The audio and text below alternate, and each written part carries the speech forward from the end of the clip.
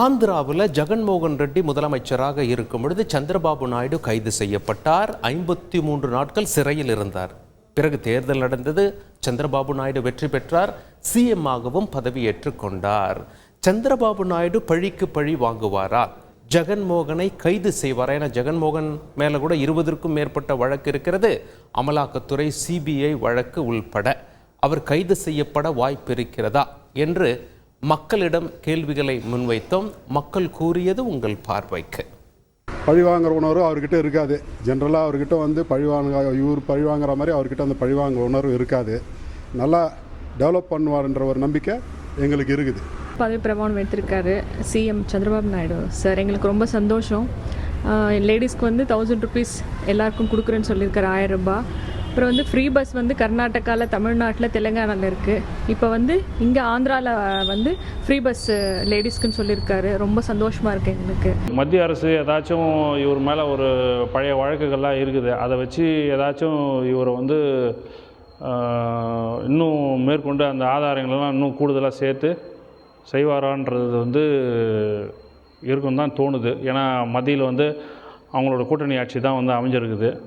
அதனால் இதில் மத்திய அரசின் மூலமாக சில அழுத்தங்கள் வர நிறைய வாய்ப்புகள் உண்மையிலேயே உண்டு. ஜெகன்மோகன் ரெட்டி மேலே இருக்கிற 30-40 கேஸை அந்த ஃபைலெல்லாம் தூசு தட்டி எழுப்பி அவரை கேஸ் போட்டு மீண்டும் ஜெயிலில் போடணுன்னு தான் எங்களுடைய ஆந்திரா மக்களுடைய ஆசை, எதிர்பார்ப்போம். அதுதான் நாயுடு செய்வாருன்னு நாங்கள் இதை நம்புகிறோம். ஜெகன்மோகனை அரெஸ்ட் பண்ணுவாருன்னு நாங்கள் எதிர்பார்க்குறோம்.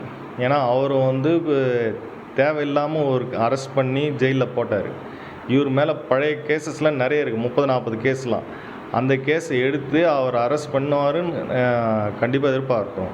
அது இல்லாமல் அவர் இப்போ ஸ்ட்ராங் பர்சன். எப்படின்னா சென்ட்ரல்லையும் ஸ்டேட்லேயும் ஒரு வலுவான கூட்டணியை அமைச்சு இருக்காங்க. அதனால் அவர் டிசிஷன் போல்டாக எடுப்பாருன்னு நாங்கள் ரொம்ப எதிர்பார்ப்போடு இருக்கோம். சந்திரபாபு நாயுடுன்னா ஒரு பெருந்தன்மையான ஆள். அவர் வயசில் 74 வயசு தாண்டி 75க்கு போய்க்குது. இப்போது அவர் சொத்தை சேர்த்திக்கணும், பெரிய பொழைக்கணுன்றதில் அவருக்கு ஆண்டவங்க கொடுத்தவரை ரொம்ப ஏழை குடும்பத்தில் ஏழைக்காக பணியாற்ற அவர் அரசலுக்கு வந்தவர். இதுக்கு முன்னே இந்த தொகுதியெல்லாம் பாதுகாத்தார், மக்களுக்கு பணியாற்றிக்கிறாரு. இனிமேலும் நல்லது பண்ணணும்னு அவரை சித்திரவாதி இந்த மாதிரி இவனை விட்டாக்க திருப்பி இவன் முதலமைச்சரான நம்மளுக்கு ஒரு சிக்கல் வருமானு அந்த ஆள் ஒரு பழி வாங்கிறதுக்காக உள்ளே போட்டார். இவரை மாதிரி வாயில் பேசுவதை தவிர, கோபக்காரதானே தவிர ஒரு பழி வாங்கணும், ஒரு ஆளை சிக்கல் கொடுக்கணுன்றது எப்பவுமே இது இல்லை. இருந்தாலையும் ஊழல் என்னும்போது அந்த ஊழல் நல்லதுக்கு அடுத்து தீர்ப்பு கொடுத்தா தானே மக்கள் மறுபடியும் நம்புவாங்க. அவர் பணத்தை இவர் செய்யாத மாட்டா, அப்படி இவரும் செய்தான் செய்வா அப்படி. ஏன்னா அவங்களுக்கும் ஒரு எரிக்குது இல்லை, நம்மளை ஜெயிலில் போட்டானே 5 நாள் ரிமாண்ட் பண்ணான் அப்படின்னு இவங்களுக்கும் அந்த எரிக்கும். நம்ம செய்ய மாட்டாங்கன்னு எப்படி சொல்ல முடியும்? ஜெகன்மோகன் ரெட்டி மேலே சந்திரபாபு நாயுடு நடவடிக்கை எடுப்பார். எடுக்குவா, அப்படி எடுக்காது இருக்க மாட்டா. அப்படி விட்டு கொடுத்தும் போகலாம், முதலமைச்சர் வயிறு வச்சு செய்யலாம். அது உண்டு எந்த நாட்டிலையும். எங்களுக்கு ரெண்டுமே நல்லதாக தோணுது. செய்திகளை உடனுக்குடன் தெரிந்து கொள்ள உடனே சப்ஸ்கிரைப் பண்ணுங்க.